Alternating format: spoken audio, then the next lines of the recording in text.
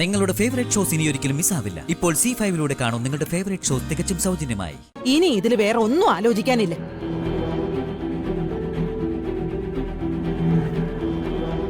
ആ ഇത് തന്നെയാ ഇവിടുത്തെ കുഴപ്പം.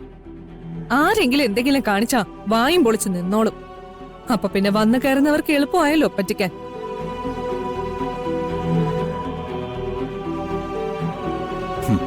അതെ, വന്നു കയറുന്നവരെല്ലാവരും കുഴപ്പമായിട്ടെത്തി.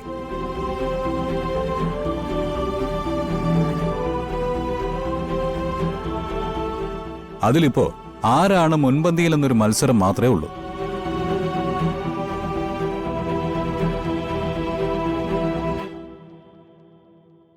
ആ എന്തായാലും അച്ഛൻ പറഞ്ഞ പോലെ ഞാൻ പ്രിയങ്കയുടെ അടുത്തേക്ക് പോവാ.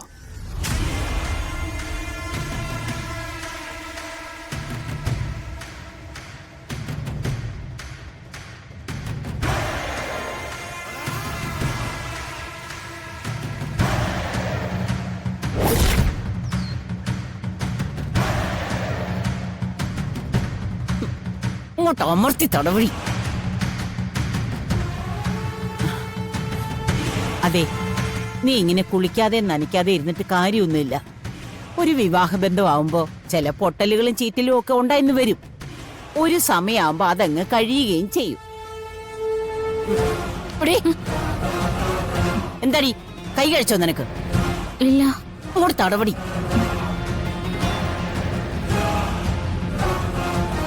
എത്ര നേരമായി അമ്മേ രാധിക ഇങ്ങനെ ഇരുത്താൻ തുടങ്ങിയിട്ട്? അതിന് നിനക്കെന്താ? അമ്മയ്ക്ക് തലയ്ക്കല്ലേ പരിക്ക് പറ്റിയത്, അല്ലാതെ കാലിനല്ലല്ലോ. എടി നിനക്കിപ്പൊ എന്താ വേണ്ടേ? ഇവള് തൊടുന്നതേ എനിക്ക് ഇഷ്ടമുണ്ടായിട്ടല്ല, കാല് നിലത്ത് വെക്കാൻ പറ്റാഞ്ഞിട്ടാ. ഒട്ടും വയ്യെങ്കിൽ നമുക്ക് ഹോസ്പിറ്റലിൽ പോവാമേ. ഓ അതൊന്നും വേണ്ട. കഴിഞ്ഞ ദിവസം പോയതിന് തന്നെ കുറെ ഗുളികകൾ കഴിക്കാനുണ്ട്. ഇനി അതിന്റെ കൂടെ വേറെ വാങ്ങിച്ചിട്ട് എന്തിനാ? യശോദേ, ഞാനൊന്ന് പുറത്തു പോയിട്ട് വരാം. പറ്റിയ കടിമംഗലം വരെ ഒന്ന് പോവുകയും ചെയ്യാം. അതിന് നീ എന്തിനാ കണിമംഗലത്ത് പോകുന്നേ? പ്രിയങ്ക മോളെ പിടിച്ച് അടുത്തിരുത്തി കൊണ്ട് കൊഞ്ചിക്കുമ്പോ അമ്മയ്ക്ക് സമാധാനം കിട്ടുന്നുണ്ടാവുമായിരിക്കും. പക്ഷെ എനിക്കത് കിട്ടുന്നില്ല. യശോദ, ഞാൻ ഇറങ്ങാം.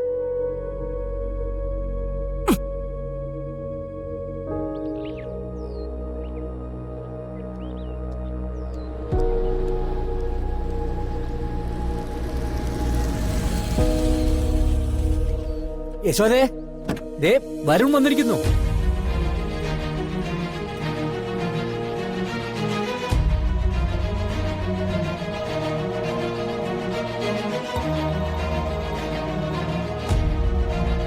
എടി എണീറ്റ് പോടി.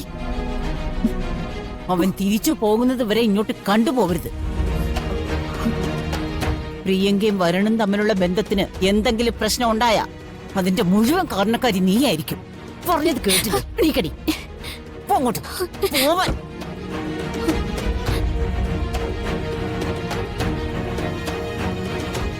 ഞങ്ങളോട് പറഞ്ഞുകൊണ്ടിരിക്കുകയായിരുന്നു.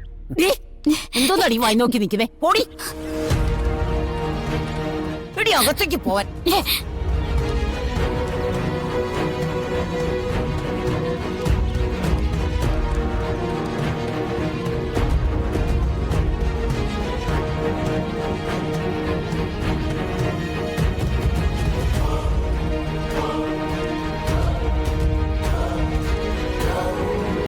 ഡൗൺലോഡ് ചെയ്യൂ C5 ആപ്പ്. കാണൂ എല്ലാ എപ്പിസോഡുകളും സൗജന്യമായി.